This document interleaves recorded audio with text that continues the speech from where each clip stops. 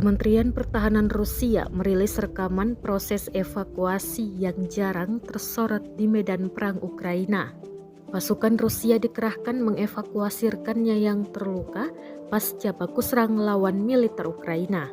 Rekamannya beredar di Telegram pada Jumat 7 April 2023. Dalam keterangan unggahan disebutkan prajurit unit medis evakuasi pasukan lintas udara menyelamatkan tentara angkatan bersenjata Rusia yang terluka langsung dari tembakan musuh.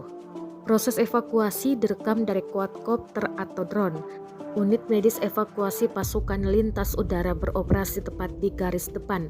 Petugas medis bergerak dengan BTR MDM Rakuska.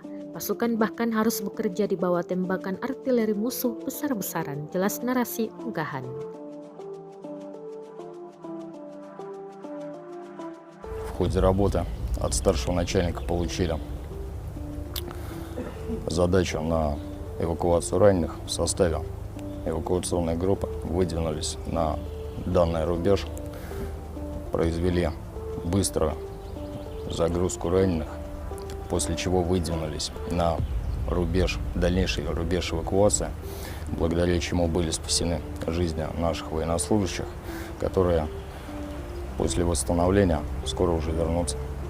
Terima kasih sudah nonton, jangan lupa like, subscribe, dan share ya!